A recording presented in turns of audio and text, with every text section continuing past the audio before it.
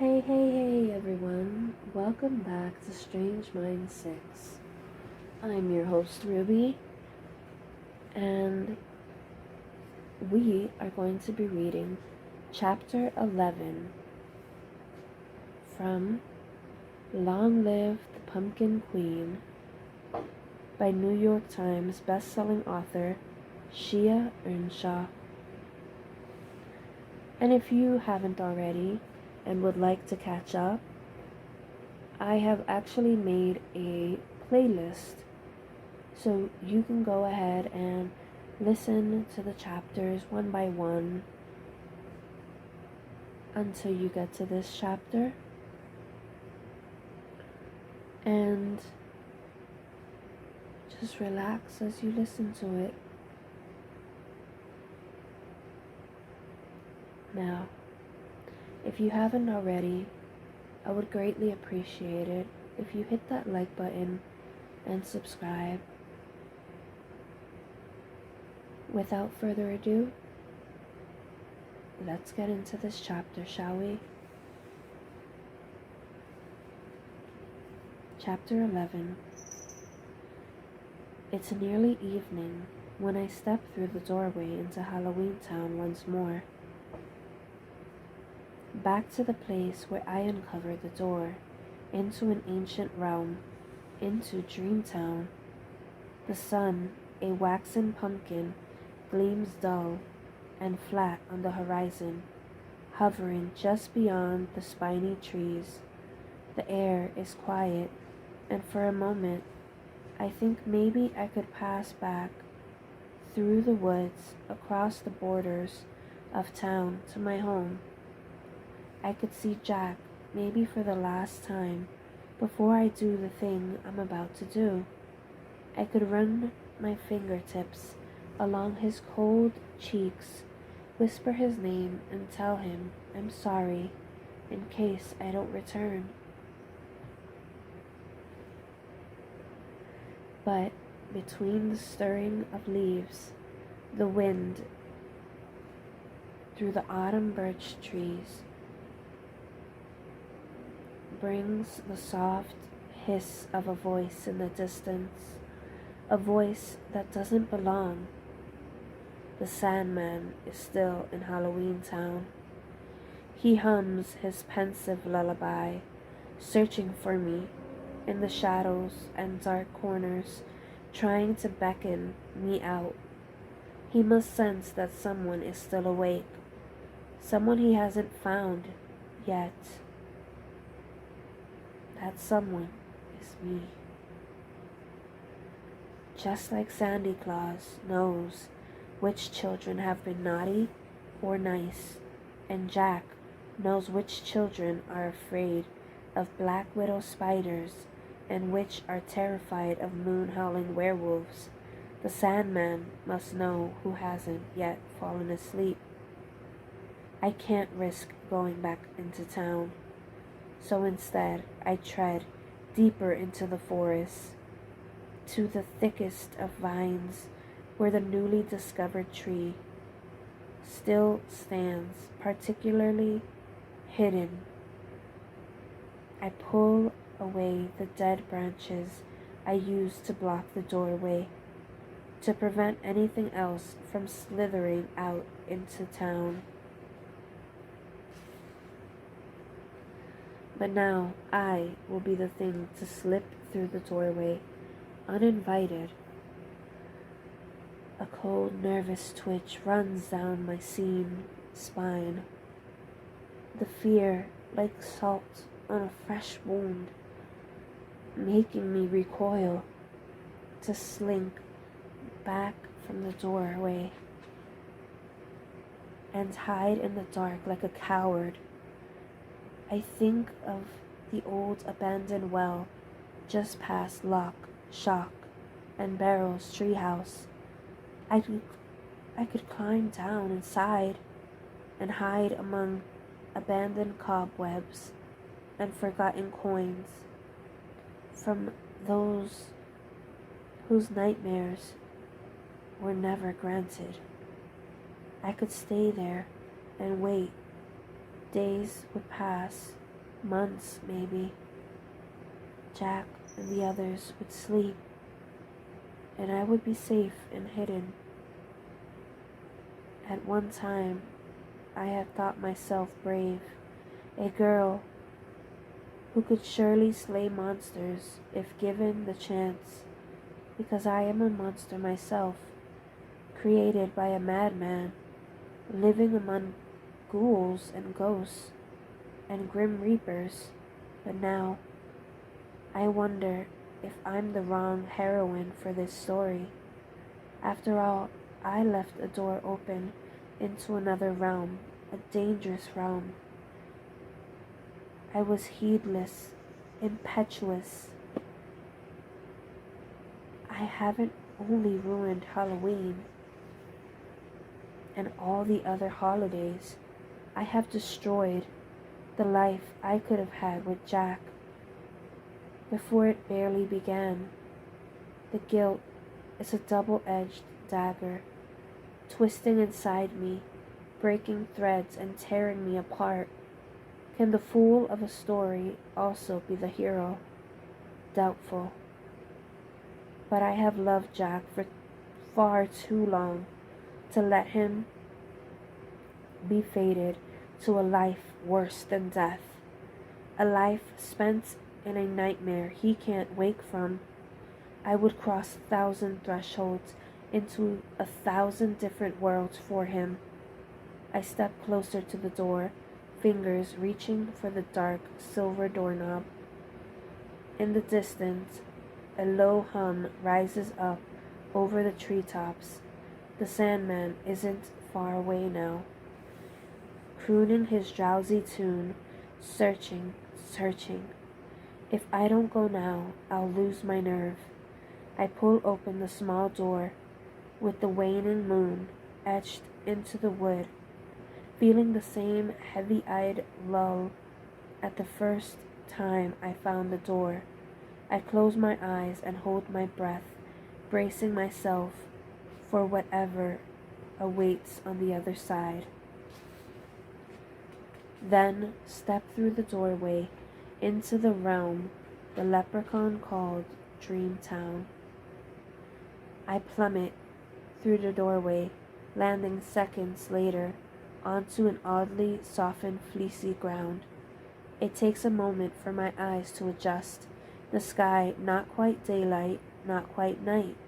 Somewhere in between, above me, tall lazy trees sway in the breeze, sagging branches dotted with tiny white flower, their fragrance like swamp gray tea, their motion gentle and melodic. I pull the warm evening air into my lungs and find myself staring up through their limbs, a calm buzzing in the base of my skull.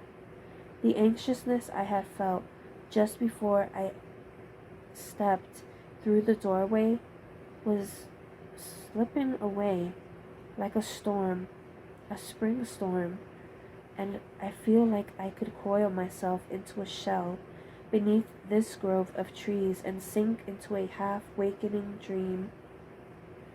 That easy kind of sleep, still eyes still open, watching the silken breeze push cotton clouds across the skyline. But I shake off the sensation, rubbing my eyes. I need to stay awake, and I need to keep moving. The path out of the woods is wide and winding. The air cast in a kind of permanent twilight, a drowsy, dusky quality, while the moon sits full and heavy in the sky, a bloated orb meant to soothe the weary, seduce them into slumber. Beside the path is a meandering, babbling creek. Despite the gentle hush as water spills over rocks, I move cautiously down the path, wary of anything that might appear without warning. This town might be populated with Sandman creatures, hundreds of them lying in wait, sand clutching in their fists, eyes dark and cloying and malevolent. But the forest is mostly still, docile seeming, yet I trust none of it. I peer over my shoulder, charting my way back through the woods in case I need to run, head thumping with fear and adrenaline. I don't want to get lost or trapped. Finally, I reach the edge of the forest and step out into a clearing. At first, I think it's meadows,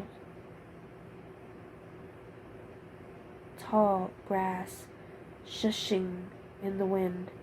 But as I squint through the dusk, light, I realize they are fields, rows of perfectly spaced crops, reminiscent of the landscape I saw in Thanksgiving Town.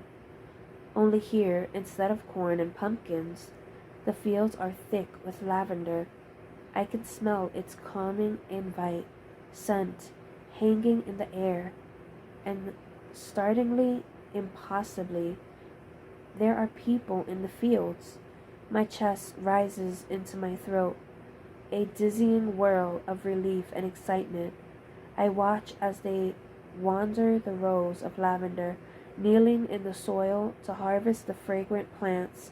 Some are working quietly, others are humming to themselves, slow melodies that remind me of the Sandman's luring songs back in Halloween Town. People are still awake here, yet I stay in the tree line, hidden by shadows, unsure if I should be afraid. They seem harmless enough, farmers working well into the evening light, although oddly, instead of straw sun hats and work-worn overalls, every last one of them is wearing pajamas, striped pajamas, footed pajamas, pajamas with fuzzy cotton collars and hoods pulled up over heads as if they should be settling into bed for the night, except everyone out in the fields cutting lavender from the soil. They bear no resemblance to the Sandman creature. Their slippered feet are planted firmly in the dirt, not hovering above the ground, and no sand spills from their pockets. They are simply farmers, uninterested in anything other than harvesting their crops. Slowly, I step free from the darkness forest and move down toward the fields. They don't seem to notice me, at least not at first. Their faces bent toward the rows of plants, songs humming from their throats.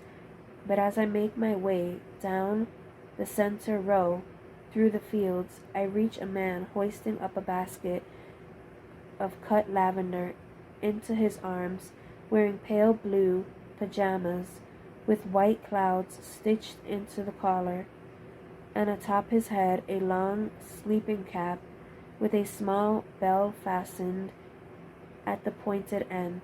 He turns, noticing me, but he only tips his head and smiles, as if I were not a stranger at all, then starts down the path, away from me, toting the basket in one hand and a metal candle holder and a tall candlestick burning brightly in the other to light his way.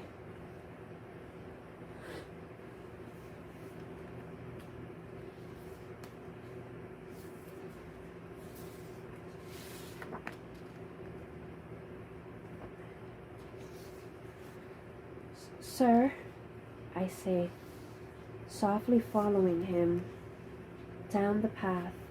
He stops and lifts his sleepy eyes to me once again. "The moon was awake," he says dreamily, as if I asked him a question about the soft moonlight, "and it shone a lake." like a blue bottle rose that grew by mistake. I tilt my head, confused. Excuse me? Nothing but time in a world made of rhymes. He answers in return. I clear my throat.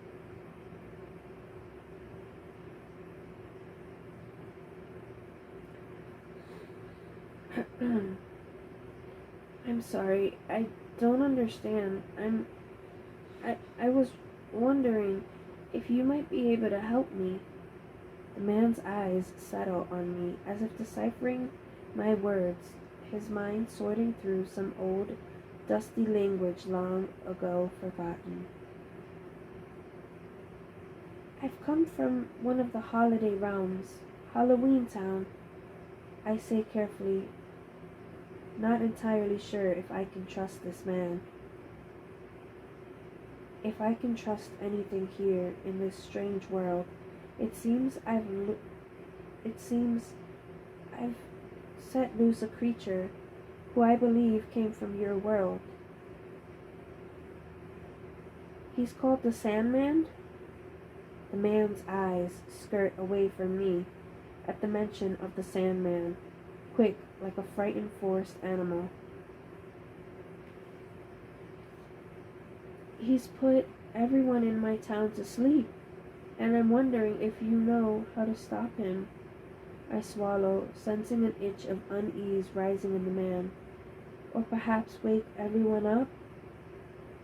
The man looks briefly, like he's going to say something, a tension along his jaw, eyebrows stuffed close, but instead he promptly blows out the candle in his hand, the features of his face instantly sunk into the shadow, then hurries away from me down the path, through the rows of lavender. He doesn't even look back.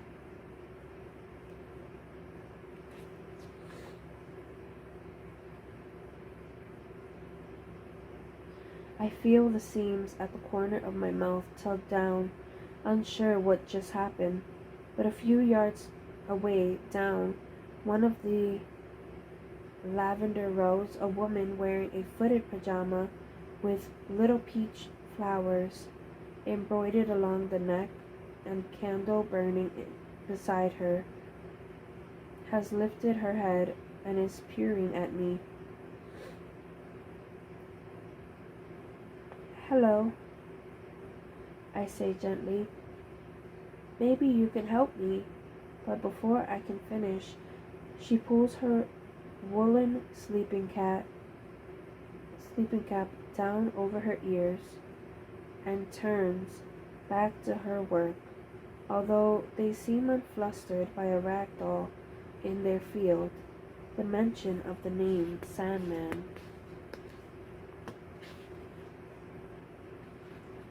clearly makes them uneasy, a troubled look darkening their sleepy eyes.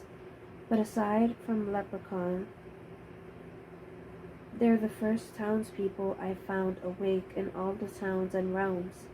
I lift my gaze in the distance beyond the neatly planted rows of lavender.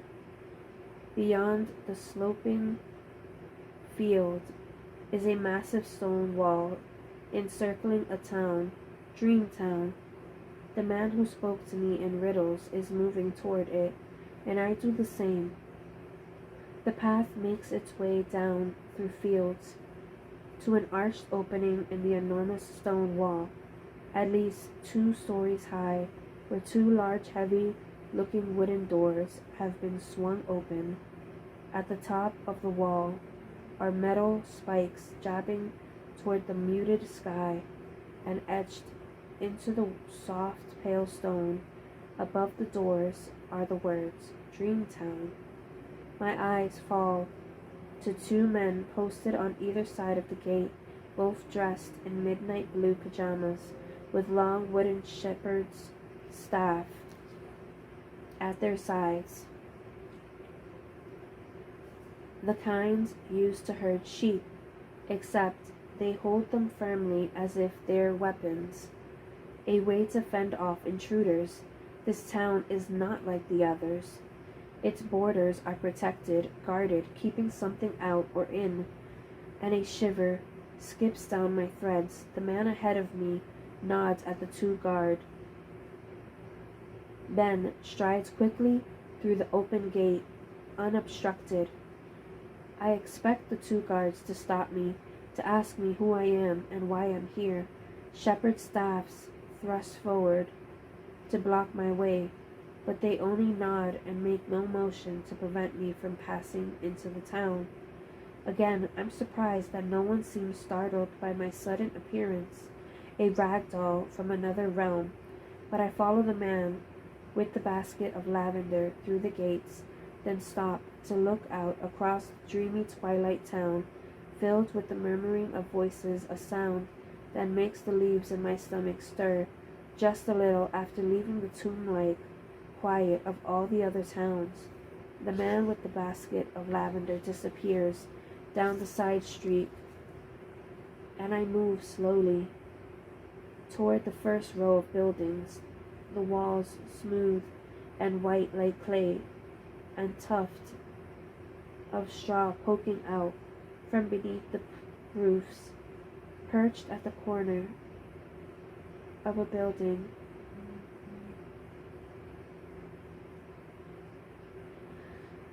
the windows pushed open, I can smell the scent of wood fire and cloves sifting out into the evening air. Signs that people are still awake here, an entire town awake, and I could almost cry. To my left, a woman and a young girl with freckles along the bridge of her nose are walking up the street toward me, both wearing matching pajamas, the color of fresh mint, and when they're close enough, I speak up from the shadows. "Hello," I say quietly, not wanting to frighten them. The woman's eyes lift, a hesitant smile ghostly across her lips. "I'm looking for someone who might be able to help me."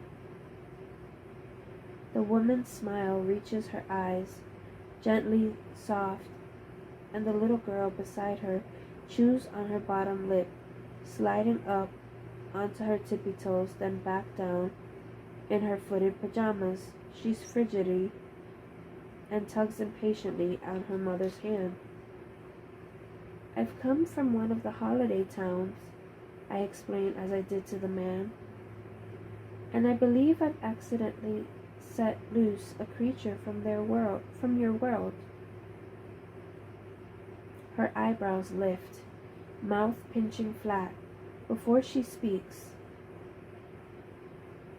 a whispered tale is lost, grown long in the tooth, unless there is a riddle that can speak the truth. I stare at her for a moment, trying to find meaning in her words. "I'm sorry, I wonder if there's someone who speaks more plainly, like that I can talk to?" She doesn't answer me, only continues to stare, while the little girl sways forward and back, like she's on a swing. I hesitate, unsure if I should say the name, but I don't have a choice. "I think the creature is known as the Sandman," I say almost in a whisper, meeting the woman's eyes, "and I need to stop him." The little girl stops rocking forward onto her toes, her eyes turning huge, mouth falling open, and the woman squeezes her hand tightly, like she's suddenly afraid to let go. Like they're both afraid of me, the woman shakes her head, panicking, flaring across her eyes. Then she pulls the little girl away, up the street, glancing back at me several times before they both vanish into a building with the slam of a door. Even if I could understand a word of what they're saying, once I say the Sandman's name, the residents of Dreamtown don't stick around long enough for me to get any answers. The name Sandman frightens them, terror stretching across their faces, Over my shoulder, I can see the open gate and out to the fields and the woods beyond. But I know I can't turn back. I've come this far. There must be someone who is willing to help me. Someone I can understand. Someone who won't flee when I utter the Sandman's name. I push away from the corner of the building and start into the heart of Dreamtown. I keep to the shadows as much as I can, which isn't hard in a town that's caught in a peculiar, endless dusk. The sun isn't visible in the sky, but an odd, glistening light lingers on the horizon, as if it's just set, or it's about to rise. That perfect magical evening hour. I pass by cottages with candles glowing in the windows, rocking chairs on front porches where people sit with large books on their laps, drinking steaming cups of golden milk or tea that smell of chamomile and night jasmine. The entire place feels like a storybook, an old world frozen in time. Everyone is rosy-cheeked with moon-lidded eyes, wearing soft cotton pajamas and thick woolen socks, with long sleeping caps, and some carry candlesticks to light their way. But each person I try to speak to responds with a riddle or rhyme or bedtime story, their voices soft and pausing, as if they're caught in a drowsy in-between state, not quite awake, but not fully asleep. Yet the deeper I go into Dreamtown, the more I begin to have the peculiar sense that someone is following me. A tiptoeing chill rises along the seam of my spine, a coldness along the fabric of my skin. But each time I spin around, no one is behind me, not even a shadow slipping just out of sight.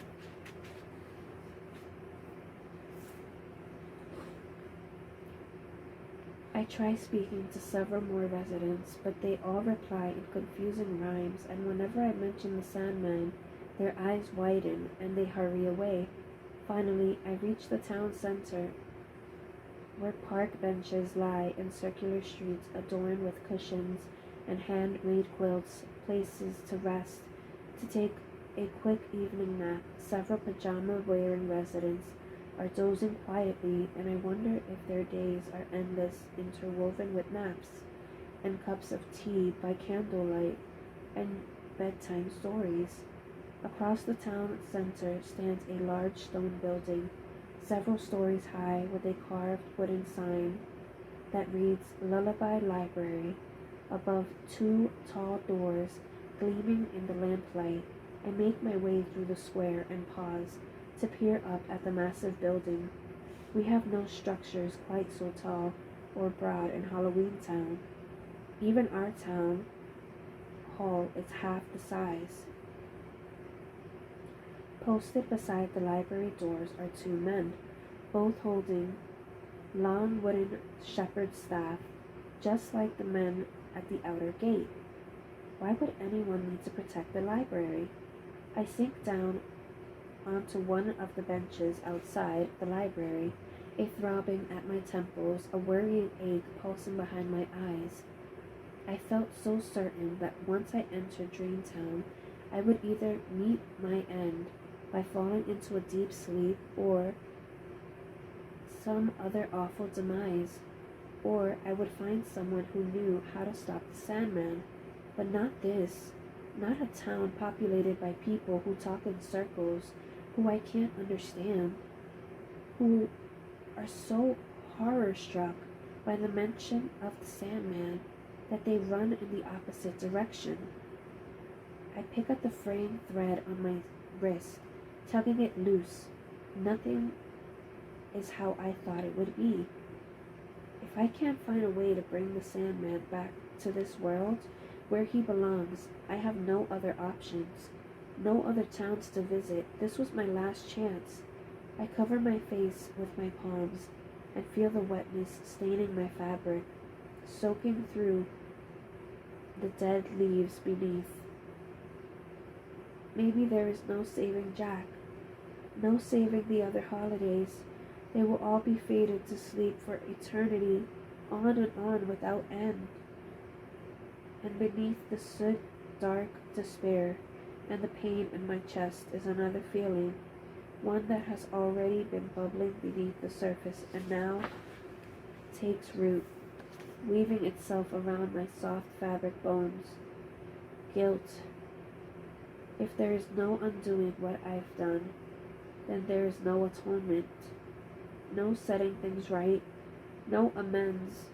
I wanted this, after all, to be alone, to be anything other than a queen, but now I've gotten exactly what I wished for, and maybe I deserve it.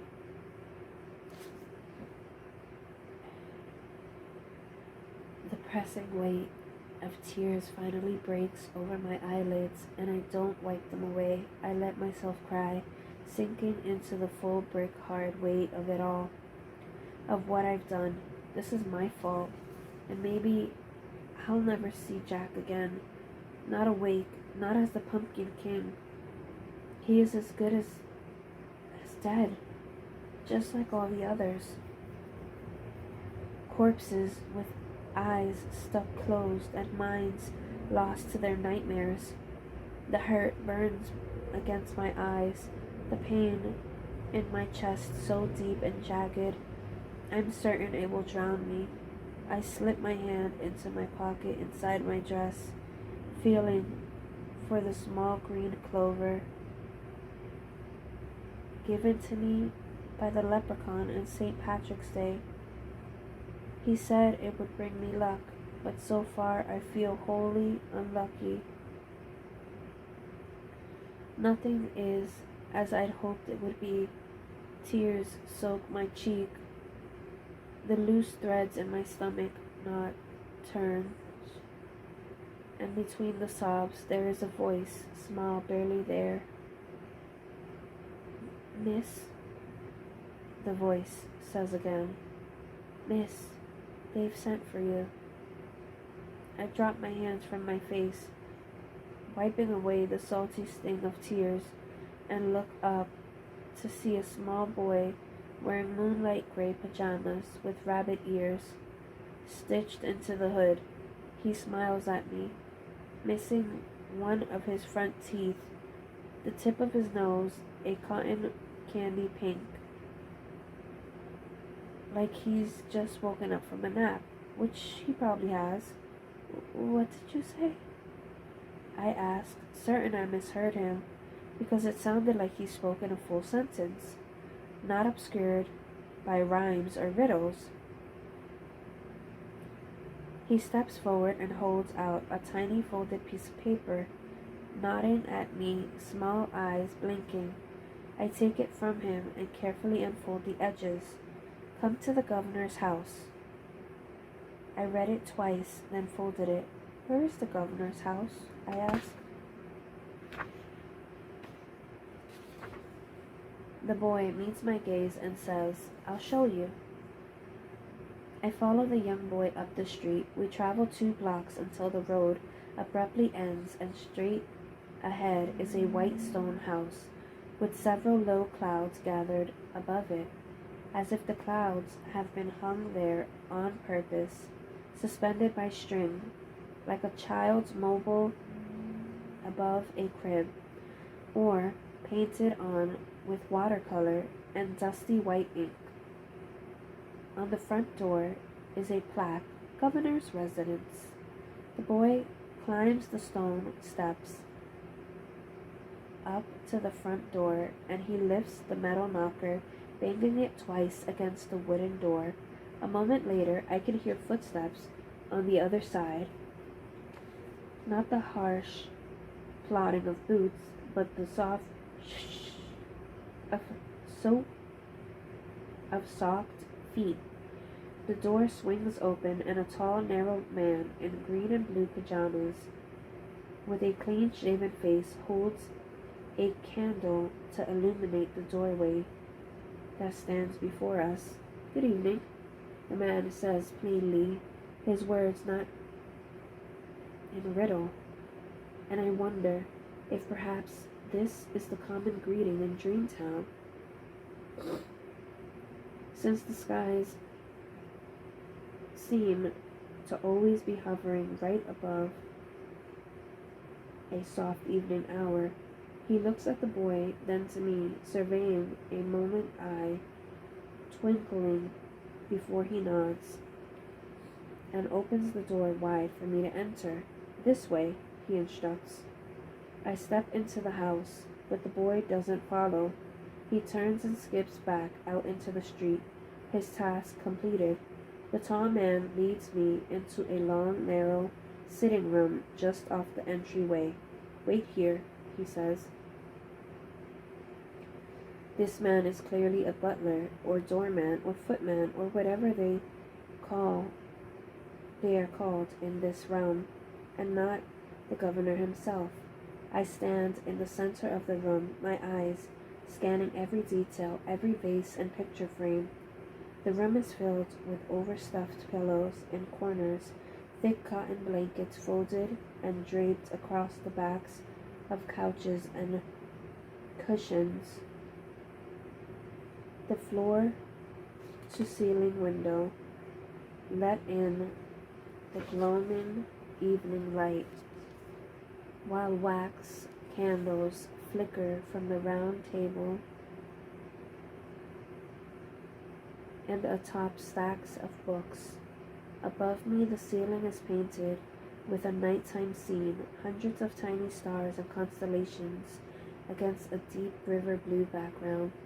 It's the perfect room to take an evening nap, just before you settle in for a full night's sleep. I walk to the center of the room and read the spines of several books on the coffee table, picking them up and caressing their covers. They are all bedtime stories, poetry collections, and ancient fairy tales. "Well, hello." A deep baritone voice speaks behind me. I whip around, startled, dropping the book I had been holding onto the floor with a thud. When my eyes settle on the two figures standing in the doorway, the leaves in my chest wallow up into my throat, making it impossible for me to speak, to utter a single word. They are both rag dolls, just like me. What an odd thing, to spend your life feeling wholly rare, unusual, and strange, to assume there is no one else like you in the entire, endless, known universe, only to realize in one stark thunderbolt that you are not the only one. The man and woman peer back at me across the long sitting room, nearly identical ragdoll seams along their cheekbones, but where the man has a seam down the center of his chin,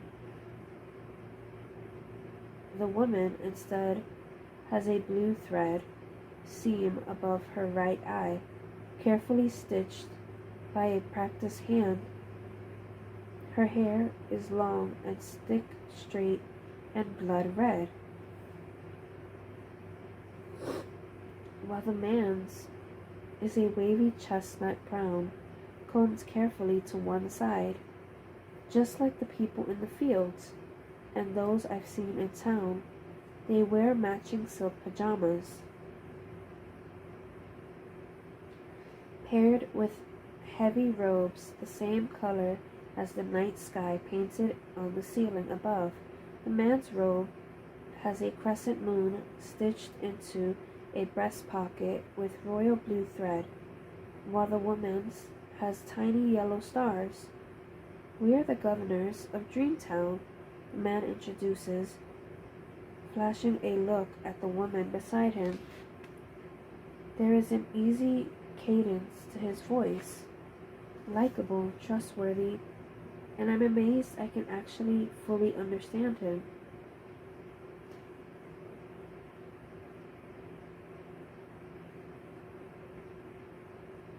He he's speaking in full, clear sentences, not in irksome riddles. He steps farther into the room, walking to one of the upholstered chairs, but he doesn't sit, just continues to watch me. I'm Albert, and this is my wife, Greta. He clears his throat. We've heard that you've been asking questions around town about the Sandman. He stares at me, curiously perhaps, because I look like them, and he is just as astonished by the likeness as I am. Ragdolls from two different worlds? Yes, I say, 1,000 thoughts and questions lodged at the back of my throat. A wave of relief spilling through me. I can understand them, and they can understand me, and they aren't skittering away at the mention of the Sandman. I swallow. Slowly, my racing thoughts, and begin. My name is Sally Skellington. I've come from Halloween Town, where I am the... I pause, the word sticking on my tongue like sandpaper. I am the queen. My husband Jack is the Pumpkin King. My eyes flash from the man to the woman. There is something strange in their expressions. A flickering of doubt, maybe. Like they don't believe me. But something has happened, I go on. I left the doorway to Dreamtown open by mistake, and now everyone is... But the woman, Greta, steps forward, eyes glassy, mouth tugging at the corner.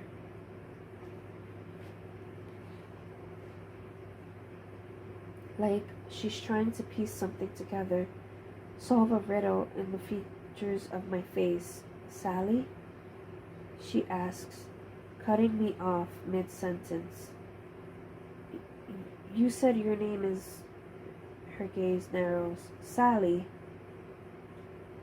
My eyes lock on hers, and she crosses the room until she's only a foot away from me. Moonlight from the window skipping across the stitched seams of her soft, pale face. Yes, I reply. Sally Skellington. Greta looks at me like she's heard the name before.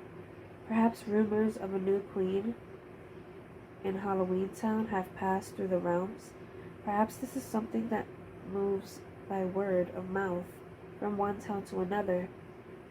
She lifts her ragdoll hand, a stitch-lined trail down her fingertips as she touches my long, straight hair, running it between her small fingers. My heart stops beating. It's not doubt in the features of her face. It's recognition. The seam above her eyebrow tugs together, blue threads buckling. A dampness wells against her linen eyelids. Sally, she says again, touching my cheek with her palm, fabric to fabric, skin to skin. We are your parents.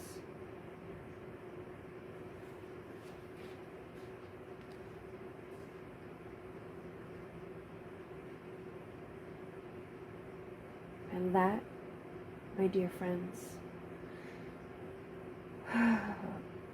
is the end of chapter 11. Tune in next time for chapter 12, and let's see what's gonna happen. Wow. All this time, Sally thought that Dr. Finkelstein created her, and in reality, she has parents in an ancient realm. Who would have ever thunk it? Well, if you haven't already, please like and subscribe, and we will see you next time. I am your host, Ruby, and this is Ruby signing off.